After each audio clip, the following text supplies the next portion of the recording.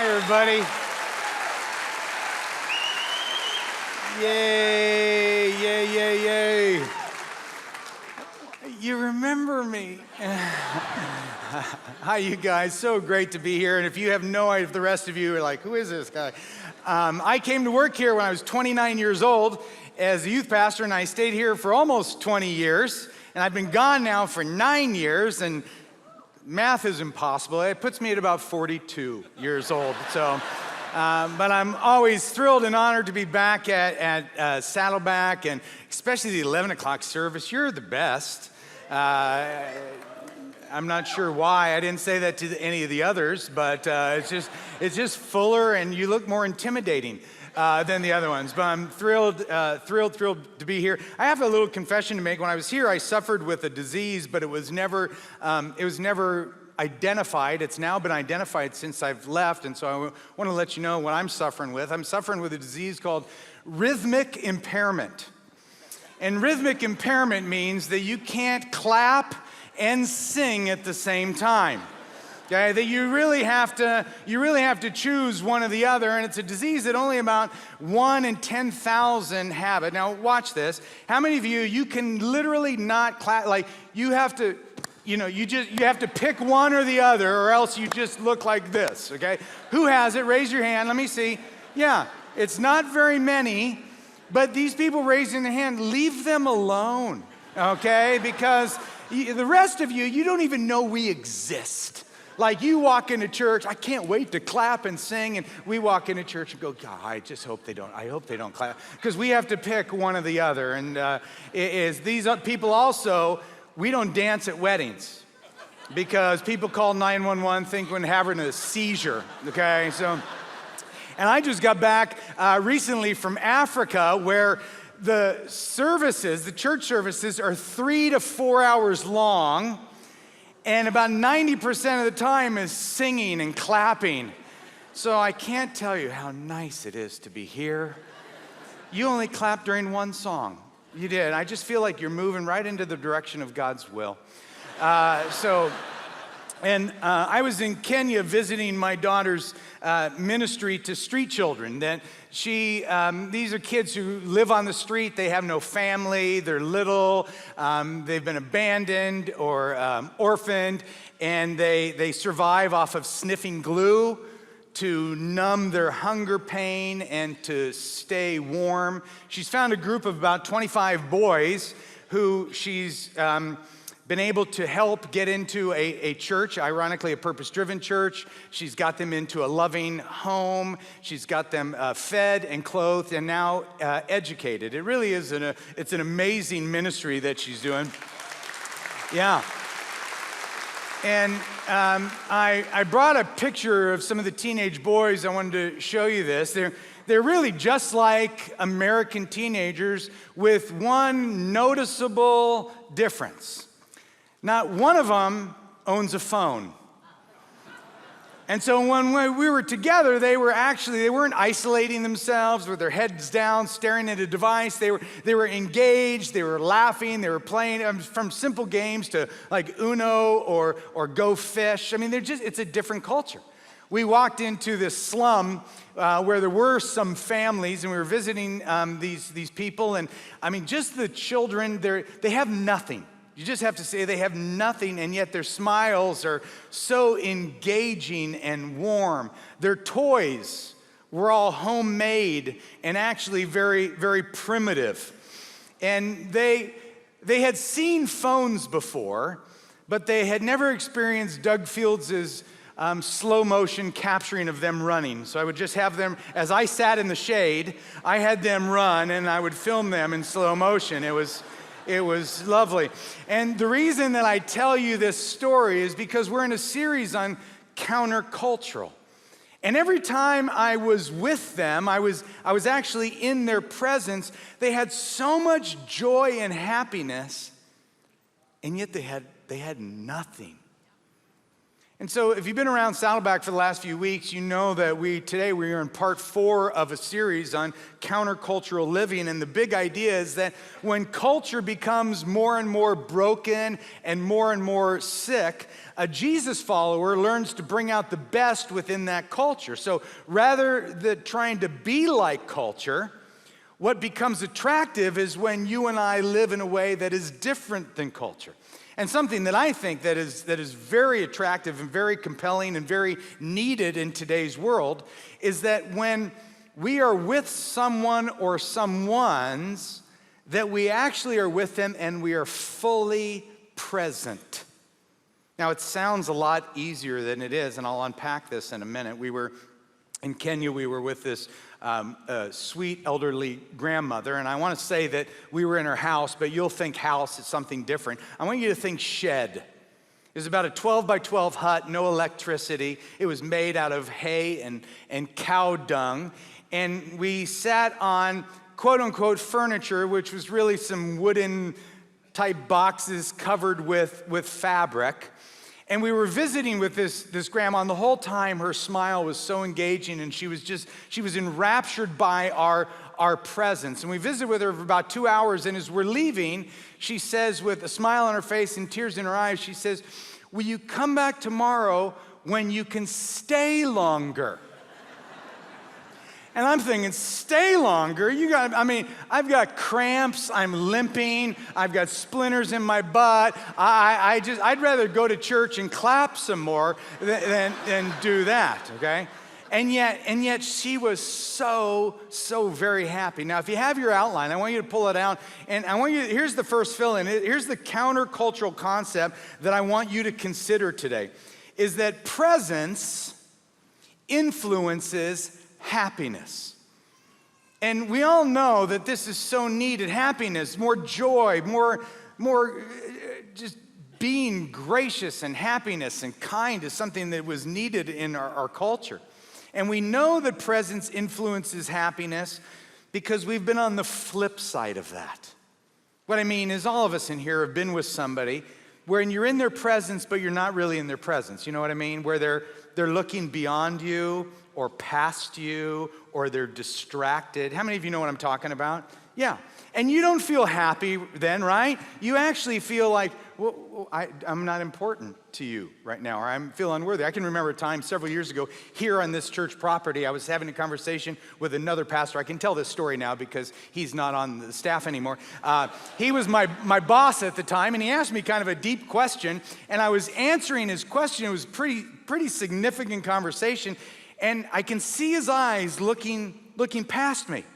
And he just he'd revert back to me, and then he'd look past. He'd revert back to me. So finally, I look over my shoulder to see what he's looking at, and he's staring at a hot dog cart. I came in second place to a bunch of wieners, all right? Now, you all know what that feels, where the lack of somebody's presence actually influences how you feel about yourself. Now, this feeling has actually been backed up by data and research. There's some fascinating new studies coming out of Cornell University, and I'll spare you all the boring research part. I'll just tell you the research involved chocolate. Hello, I'm in. And so what they did is they took a bunch of pieces of chocolate, and they told the research participants that it was chocolate from all over the world, and they labeled it differently, the whole bit.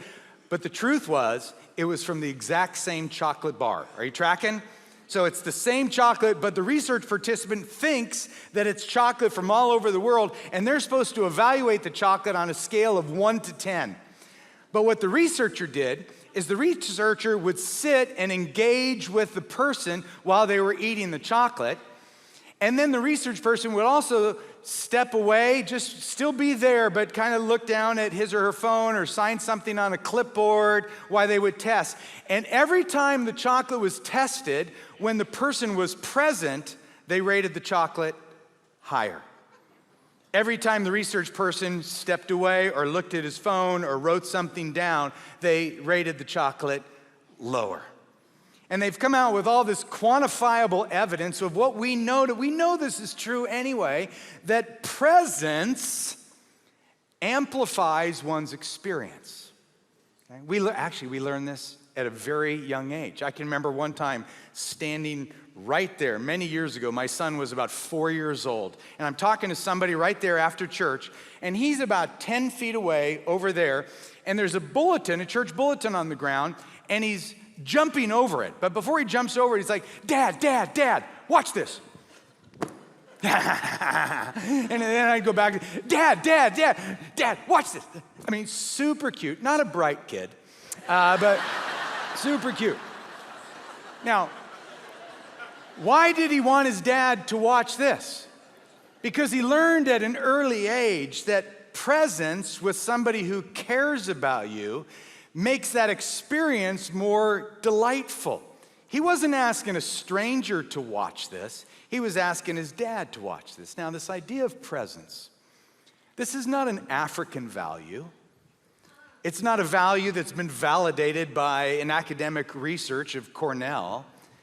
Presence is actually a God value. Presence has deep theological roots. I mean, think about it with me. It was God's presence that created this whole cosmos that we call Earth. And then God, in his love for us, wanted to be more present with us, so God became human in the form of what? Jesus, right? Take a look. In John 1:14, it says, so the Word, capital W, meaning Jesus, the Word became human and made his, what? Home. Made his home among us. We know this is the incarnation. Then Jesus walks the earth. He has his ministry. He teaches what we have recorded in God's word. Many of us are followers of the person and the teachings of Jesus today. But then Jesus is crucified, resurrects, ascends to heaven, and gives us a promise that when he's gone, he will promise us his presence through what? His Spirit. Okay? In Ephesians 3. I pray that from his glorious, unlimited resources, he will empower you with inner strength through his Spirit. Then Christ will make his home in your hearts as you trust in him. You can't be much more present than within. As followers of Jesus, this is one of the greatest biblical promises that we have is God's invasion of our life. So if this is a God value, or if presence is, let's just say it's a spiritual value, don't you think that presence ought to be a bigger deal to you and I? Now, some of you are probably thinking, well, yeah, I mean, presence is, I get it, but I don't really see how it's countercultural. How is this countercultural? Because I'm present with people all the time. Okay, Spanky, maybe you are, okay? Maybe you are, but that doesn't typify our culture. Here's a picture of what our culture looks like, okay? This is our culture. This is what I call the new normal. It's no longer knee to knee, eye to eye. It's maybe knee to knee, but it's no longer eye to eye. It's eye to screen. I've literally, over the years, taken hundreds of these photos around our town when I see it, because I see it pretty much every day, right? And then I started thinking, well, I could show a bunch, but they actually might attend Saddleback. So I don't want, I said you're an intimidating crowd. I don't want to be beaten up by anybody, but I kind of felt like I could take her. But the idea, we see this, all the time. It's in married couples, it's friends with friends, it's adults that are screen related. I mean, this is the saddest one to me, when it's adults that are distracted by their device and kids are just left there. Oh yeah, you see this all the time, okay? Now, is this culturally acceptable? Yeah, it's culturally acceptable, and for some of you, you're probably even thinking like, well, it's not even that big of a deal. Well, actually, it's a very big deal. The American Psychological Association has actually developed a new term called Technoference. And the definition of technoference is that it's the interference of technology in relationships. That technology is actually driving relationships to low levels. Divorce lawyers are seeing mobile phones and devices and social media show up in separations and law hearings. I mean, there's so much data that backs this up. And you are totally welcome to disagree with this and be wrong. But when you get to heaven, you'll see I was right. Okay? Speaking of heaven, I actually found this cartoon that I thought was funny. Most of the new arrivals seem incapable of conversation. They just stare at their hands in despair, okay?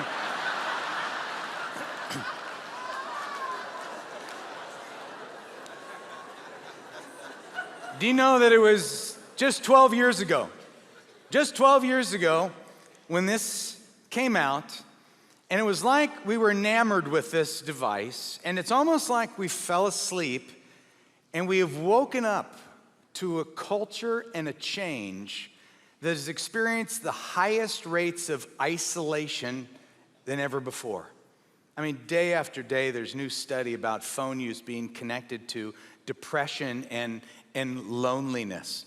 And, in 2007, again, just 12 years ago, when Steve Jobs introduced this smartphone to the world, he said, every once in a while, a revolutionary product comes along that changes everything.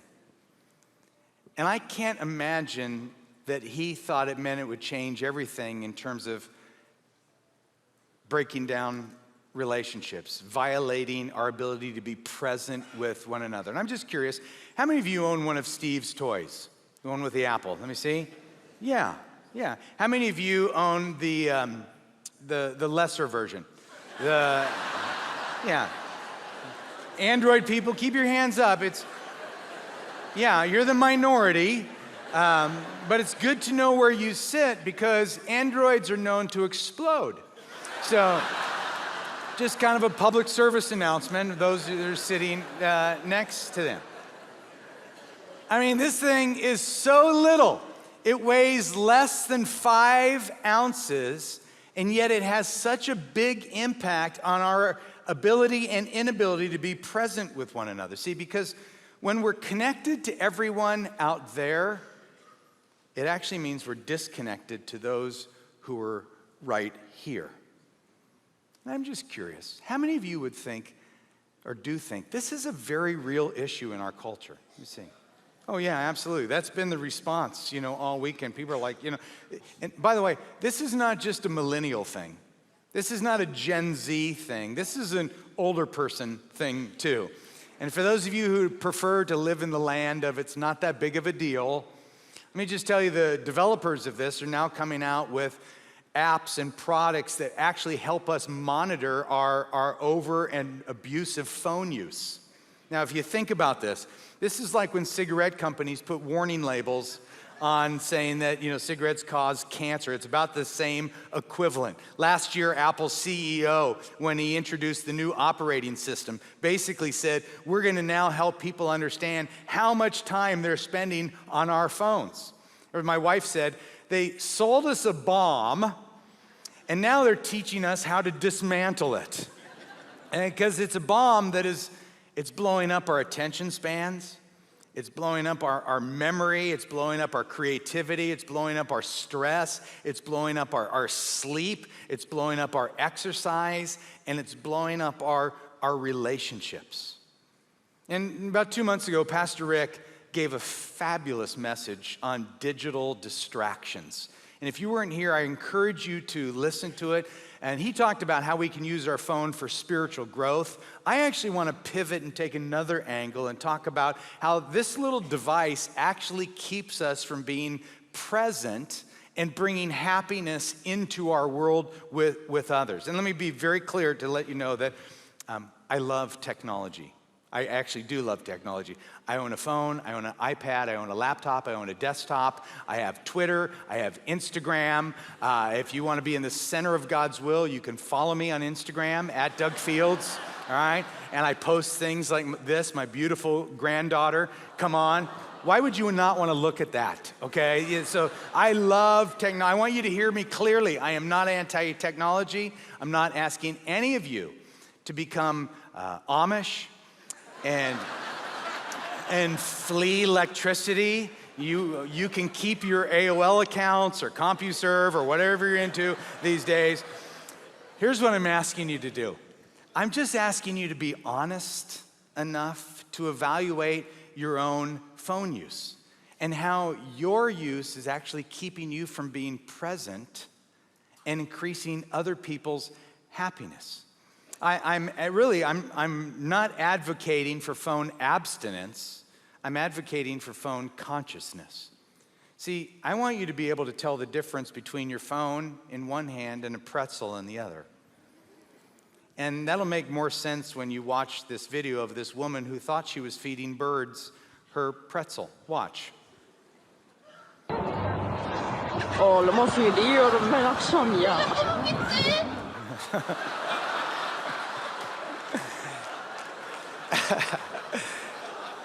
If I ever get sad or depressed, I just watch that. Makes me so happy. I wish we had more services today just so I could watch it with the crowd. I want to show it to you one more time. That's how much I love this service. Okay, watch. Oh, lo måste ju det göra med laxan, ja. I don't know what she said, but I think she was swearing in German. See, when there's no awareness, culture begins to surround us. If there's no awareness, you have no defenses, and then all of a sudden you wake up and you have morphed into what the culture is. And that's why the verse that is kind of the theme verse for this whole series is Romans 12:2. It says, don't be so conformed to culture that you fit into it without what? Without thinking. Yeah. Instead, let God transform you by changing the way that you think. Now, there's a lot of people here, and I'm under no illusion that all of you want God to change the way that you think. I mean, some of you are here because you're investigating this whole God, church, faith, Jesus thing. Some of you have been invited by a friend. Some of you are dating somebody and they're forcing you to come to church. But what I want you to know is I actually don't think this is a Christian versus non-Christian issue. I actually think this is a relational issue. And basically, I think smartphones are making us dumb with people. Watch this.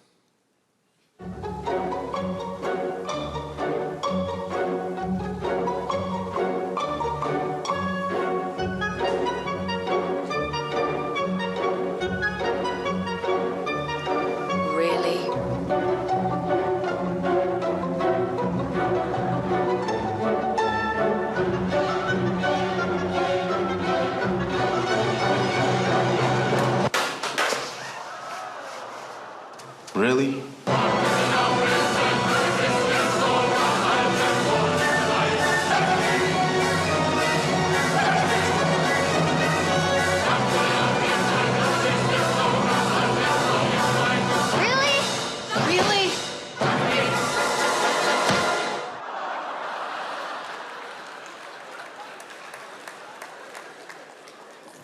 Really? As people who are designed by God to be relational beings, I mean, don't you think we're better than this? I mean, how do you become countercultural and value presence when you're with people? How do you become countercultural and increase the happiness of those around us? How do you become countercultural and put people first before glancing at texts or incoming notifications or social media apps? And how do we do this when there's no Bible verse that says, you should limit your phone use? Okay? I mean, how do we do that? Well, we do it by looking to Jesus. And as I read this text, I think for many of you, you're going to see the connection here right away. And for the rest, you'll catch it quickly. In Luke chapter 2, starting in verse 41, it says, every year, Jesus' parents went to Jerusalem for the Passover festival. When Jesus was 12 years old, they attended the festival as usual. After the celebration was over, they started home to Nazareth. But Jesus stayed behind in Jerusalem. His parents didn't miss him at first, which I just love that. I don't know why. Apparently, helicopter parenting wasn't around during this time. His parents didn't miss him at first because they assumed he was among other travelers. But when he didn't show up that evening, they started looking for him among their relatives and friends. When they couldn't find him, they went back to Jerusalem to search for him there. 3 days later, they finally discovered him in the temple, sitting among the religious leaders, teachers, listening to them and asking questions. All who heard him were amazed at his understanding and his answers. His parents didn't know what to think. "Son," his mother said, "why have you done this to us? Your father and I have been frantic, searching for you everywhere." And Jesus said, "But why did you need to search? Didn't you know that I must be in my Father's house?" But they didn't understand what he meant. Which sometimes I have that in common with his parents, because sometimes I don't understand, all that's in here. We won't even address the parenting issue at play here. Okay, they're definitely in today's culture would not win Attentive Parent of the Year awards. But have you ever thought about how difficult it would be to be Jesus' parents? You'd be like, "Oh, Jesus. You think you know everything, don't you?" Well, yeah, I do, Dad. Okay, now let me give you the context to this. The context of these 9 verses is that they were traveling from Nazareth to Jerusalem for the annual Passover festival, which every Jewish male was required to go to. So it was an annual pilgrimage that took about 5 days. And when the parents find him, I think this is the interesting thing that I want us to turn to. What was Jesus doing? If you have your notes, write this down. Jesus was listening and asking questions. He was listening and asking questions. He was present. He was in the moment. He was engaged with people. And if you're familiar with the scriptures, you know that this is a reoccurring theme in the life of Jesus. For Jesus, people were priorities, okay? And listening to them is one of the ways that we make people a priority. Not listening and looking, not listening and scrolling, not listening and wondering what that new notification was. I mean, we've all heard listening is the language of what? Love. Yeah, it's one of the ways that we love people, okay? Pastor Rick, a couple weeks ago, he wisely connected listening with kindness. The other thing I want you to write down is that listening validates people as valuable.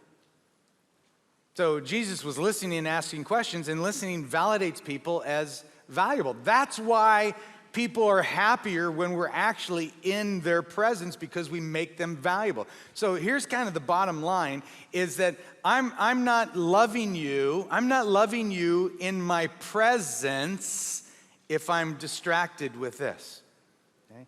I'm not fully bringing about happiness in your world if I'm treating this like it's just another hot dog.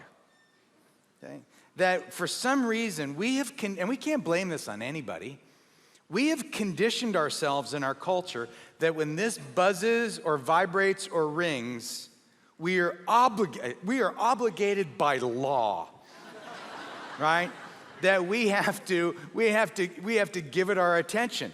And now we even have more reason to be obnoxious. They've moved it to a phone or to a watch, so we can now, now we are just buzzing and beeping, and Pavlov would have a great time with us, in this whole classical conditioning.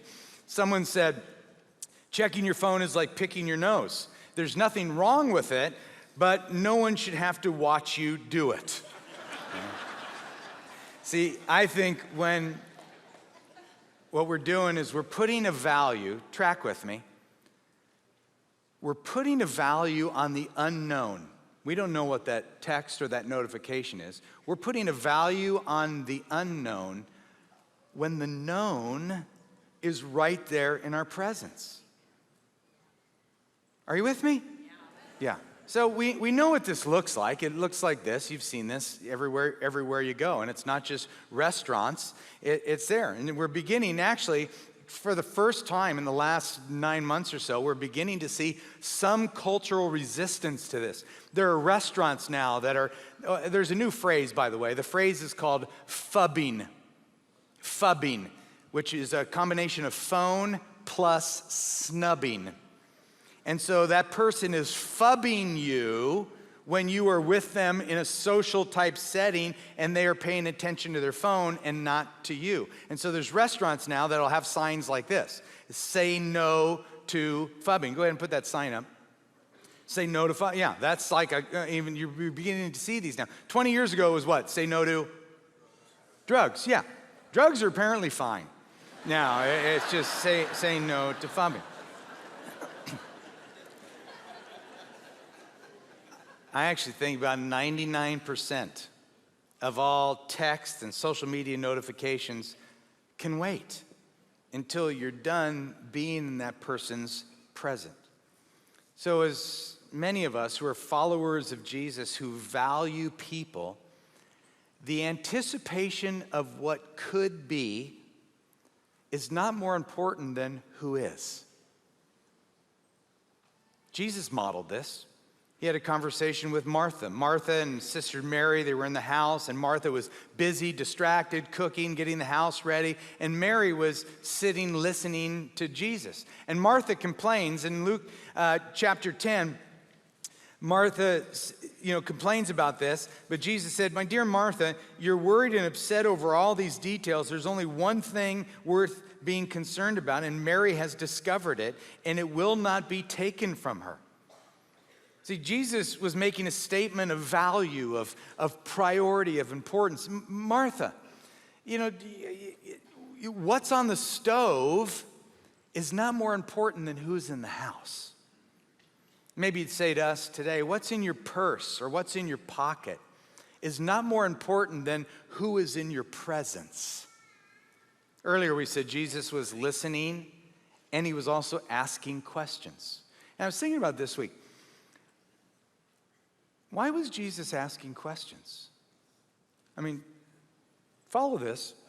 Jesus didn't have to ask questions, right? Because Jesus was the God-man.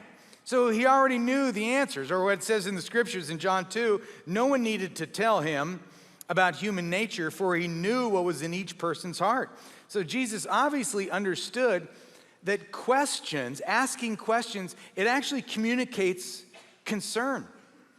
That when you ask questions of another person, it's one of the primary ways that you engage that person's heart, because there's always something going on below the surface that is deeper and more meaningful. And it's one of the ways that you love them and discover what it is. And I've observed with people that, one, most people like to talk. So when you ask them questions, they like to talk. Most people like to talk about themselves. They're their favorite subject. But I've also learned that, most people are really not good at asking questions. I do a lot of speaking at marriage events and writing books about marriage. And we live in Orange County, where last year Orange County Register said that the divorce rate in Orange County is 71%, one of the highest in the nation. And I actually believe that one of the reasons that many people have average or below average marriages is because they have stopped engaging their spouse's heart with questions other than, so what did you do today? If you're married, your spouse always has new dreams, new desires, new goals, new fears, new hopes. And your job is to uncover them as opposed to assume them. And those of you that are parents, your kids, every day they're changing. There's new things going on in their life. So you actually become present with them when you engage them in questions. Your interest to them is a form of presence. And it's not just being physically present, like, oh, you're in the house somewhere. No, it's actually being free of distractions. I told my daughter a year and a half ago when she had her daughter, I said, baby, you've got 936 weeks. That's it. You got 936 weeks from the time she's born until she graduates high school. And it goes by like that. What it means is moments matter. Being present matters. Now, you remember when Jesus' parents show up and says, what's going on? He says, I must be in my Father's house, and they didn't understand what he meant. Well, a different translation, the New King James Version, I like this better, and I think this actually kind of pivots for us. He says, in Luke 2, he says, did you not know that I must be about my Father's business? And here's the pivot. The pivot is, friends, I think listening and asking questions is our Father's business. That treating people as valuable and validating them and bringing out the happiness in others is our Father's business. You and I, we become countercultural and attractive in today's world when we do that. Yeah, I want to be better at being present. I'm just curious. How many of you would like to be better at being present? Let me see your hands. Yeah, how many of you came with somebody that they definitely need to be better at being present? Great. Start some fights, which is good. That helps sell books. So that's terrific, okay? So in your notes, we're gonna switch to real practical here, and I just titled it, Increase Your Influence of Presence. I'm just gonna go super practical. The first is this. You wanna increase your presence, your influence of presence, bring out happiness in others, be countercultural, you gotta evaluate the why. The why. This is an important one. Put a little star by this because this one is going to require you to think a little bit deeper. The why question is this. Why do I reach for this all the time? Okay. Why? Why when I'm with someone am I so attracted to this? Why do I get caught in that black hole of looping? You know what the black hole of looping is, right? Check email, check Twitter, check Instagram, check stories, check Snapchat, repeat, right? Like the why. Now, when you ask people, you sit with people knee to knee, eye to eye, and you talk, and you say, well, why? Here's common answers. I'm bored, or I want a fun distraction. And this offers a lot of abilities to have fun distractions. But here's the truth. Most of us don't like to be still. We don't like to be quiet because stillness is synonymous with boredom. And phones are excellent at keeping us from our thoughts. So I don't have to think, I don't have to dream, I don't have to reflect, I don't have to meditate, I don't have to pray. I don't have to wonder. I don't have to question because I've just got so much here at my fingertips. And yet, for those of us that are people of faith, you probably know the scripture, Psalm 46. It's pretty famous. It says, be what? Still. Be still. Not just be still, but be still and know that I am God. See, for a follower of Jesus, stillness is a virtue. Stillness is like food to develop your faith.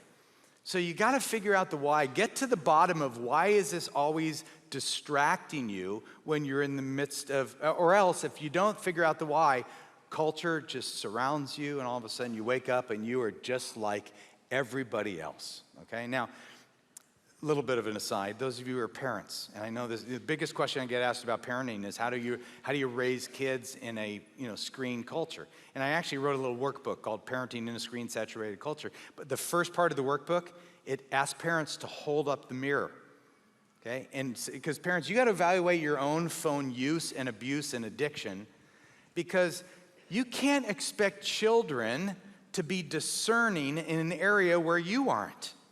So you got to answer the why question, all right? So that you start there. You evaluate the why. Number 2, you identify your relational values. Identify your relational values. Here's what I'm asking you. Think about, when was the last time you thought deeply about what kind of parent do you want to be? What kind of friend do you want to be? What kind of spouse do you want to be? What kind of coworker do you want to be? What kind of grandparent do you want to be? And actually write it down, articulate it, because that's your relational legacy. What kind of relational legacy do you want to leave? Not a legacy, but relational legacy. Because your work isn't your legacy. That's not it. I don't want to be remembered for my work. Oh, he was a speaker who wrote books. Okay, I'm not going to be remembered. People don't read my books while I'm alive. Okay, they're not going to read them when I'm dead. Okay, my relational legacy is I want to have loved well. I want to have loved Kathy well. I want to love my kids well. I want to love my friends well. I want to love well. But watch, if you don't have your relational values, then you don't have convictions. But when your relational values become your relational convictions, then you can't. You can't justify spending the average adult 4 hours a day on this, while you spend the average adult 4 to 8 minutes a day in significant conversation with a spouse or child. Okay, there's just something is amiss there. And some of us are exchanging too much time to what I would call lifeless values. And so you might be busy connecting to the entire world. And here's my fear. My fear is that people, because of this, we can connect to the entire world while our entire world is right in front of us. And we're missing them. Okay? So identify your relational values. Number 3, power down occasionally. My first draft, I had power down regularly, but I thought that's too advanced. Some of you are going to revolt. You're like, no, I'd rather tithe more. You won't do it, okay? So power down occasionally. It's okay. You can turn it off and you'll be fine. Last year, the American Psychological Stress Report. Now, this is the American Psychological Stress Report just does surveys of how the American people are living with stress and kind of quantifies, a stereotypical human in America.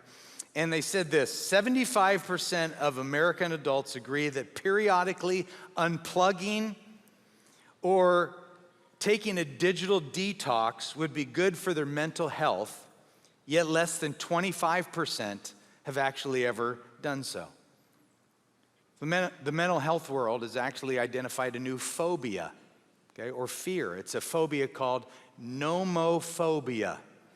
The fear of no mobile. It's a very real one. You think I'm making that up. I'm not. Nomophobia. And actually, research says that 50% of the adult population suffers from nomophobia. Think about it, 50%. That's all of you. That's all of you right here. You suffer from nomophobia, that you are afraid to go out without your phone connected to it. The rest of us, we're fine. Okay, but you're like psychos, okay? Now, when I talk about this, here's what I find so interesting. People will gladly admit of this addiction. Typically you don't chuckle at addictions. But people go, yeah, well, you got me. I'm nomophobic, that's for sure. But at least I'm not into drugs. I don't have a gambling problem. I'm not into porn, but I do love my phone. I get it, okay? I love my phone too. But when you power down occasionally, it's good for your heart, it's good for your mind, it's good for your soul, it's good for your faith, and it's great for your relationships. Now, if you're not a person who powers down occasionally, let me just give you some baseline suggestions of where. Let's start here. Church, okay? It has an off button. I turned mine off, okay? And I turned it off because I've got a lot of family and friends here, and I know they would be texting me inappropriate things right now to kind of, screw me up a little bit. So the power button works at church. Try it. Try to just worship and be uninterrupted for, 60 minutes or so. You could power down at the table when you're with others. That would be significant. Power down before bed. Don't take it into your bedroom with you. People are like, well, it's my alarm clock. I'm like, oh, I've been on Amazon. They still sell alarm clocks, all right? Or power down when you drive. And I'm not talking about texting and driving. I'm talking about when you're in the car with somebody, power down. Now, some of you ladies, you complain that your husband or your boyfriend doesn't talk to you. And yet when they're in the car with him and he's driving, you're texting or checking your Facebook status. Ladies, that is when guys want to actually talk to you, when they're driving. Because they don't have to look at you, okay? And I'm not trying to be mean. You're all lovely looking. It has nothing to do with your appearance, and it has everything to do with when we make eye contact with you, we just feel guilty. Like, sometimes we don't even know what we've done wrong, but we just like begin to think, so you're missing that opportunity, you know? Don't do that. There's a little bit of an aside. I just finished writing a book. It just came out. It's called To Have and to Hold, Strengthening Your Marriage in a Phone. And people last night thought I was making this up. This is a real book. And here's the thought I had behind it, is I thought, you know, all these things, the habits we've learned with our phone, they actually apply in marriage. I mean, think about it. What do we do with our phone? We give our phone attention the first thing in the morning. Imagine what would happen if we did that in marriage. We touch our phone a lot. Marriage, okay? We spend money on our phone to upgrade. Marriage. We take it to private locations with us, okay? Which sounds weird. I'm not asking you to take your spouse to the bathroom, but you get the point, all right?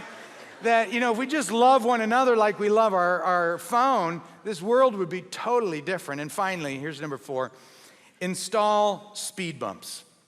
Now, a speed bump, we all know what it is. It's a small obstacle that is intended to slow us down. And where I need a speed bump is between the impulse and the action. So the impulse is, that's the impulse. Okay, it's calling my name. And the action. I need something to slow me down there. My friend, he built a speed bump for his house, and you can actually find these on Amazon. It is a phone jail. Puts this in the kitchen, and this is the speed bump for his family. But see, I need a speed bump because I know that this actually can rob me. It can rob me of being present. It can rob me from listening. It can rob me from validating people. It can rob me from bringing out the happiness and expanding our experience together. I know that it can rob me, so I need a little speed bump. So I created one. I have a little sticker on the back of my phone, and it's just this. It's just a simple sticker. And I put it upside down when I have my phone there, and it just reminds me to what? Be present. Yeah, some of you slower folks were, like, Bumble gift? Like, I don't know. Like, stinger box? Your mind went crazy, I understand, but. See, for relationships to thrive, for people to feel valued, for happiness to emerge in a culture where it's missing, presence and attention are vital. And here's what presence communicates. This is your last fill-in. Presence communicates, you matter to me. You matter to me. In our world, people need to know that they matter in a culture that's sick and broken. We need, and here's what I found. When people matter to you, just you, when people matter to you, you treat them different. You extend grace to them more freely. You encourage them more. You love them more deeper. And what happens is people actually become happier, and they become more alive. Now, it might be culturally acceptable to look at this all the time, but can I just remind you that culture is not our model. Okay? Jesus is. And if you want to be countercultural, you got to be like Jesus. Jesus valued, he listened, he validated people. You want to be counterculture, you be like Jesus. To be like Jesus is to be present with people. Anybody here want to be more like Jesus? Yeah, me too. So this week, let's be about our Father's business. Jesus, that is our prayer. We ask that we would not be the same people when we leave here today as we were when we came. Would you give us the courage and the wisdom to make the decisions we know we need to make, to be more present, to validate people, to bring out the best in others. May we May we love the way that you love. We ask this, Jesus, in your name. Amen. Thanks for checking out Saddleback's message on YouTube. My name is Jay and I'm Saddleback's online campus pastor, and I'm here to help you take your next step in your faith because we all need to grow. 1 Samuel 2:26 says, "And the boy Samuel continued to grow in stature and in favor with the Lord and with people." Samuel was chosen at a young age by God to be a prophet, but he didn't remain a child. He grew in size and spiritually by taking growth steps. Jesus too grew in wisdom and in stature. Christ didn't remain a child. He matured over his short time on earth. One of the funniest but harshest verses is in Hebrews 5:12.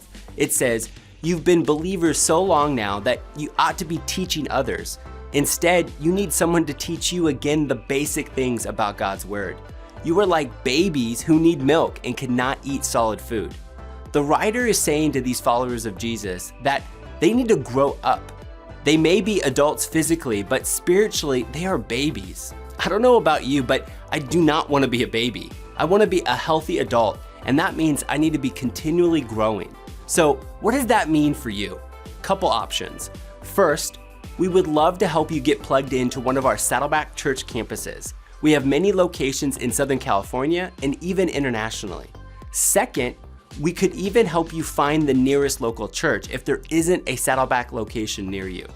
And lastly, you can get into our online community by joining an online group that meets on Zoom or Skype and start Class 101 to learn what it means to be engaged with our church family from a distance by launching a gathering in your house.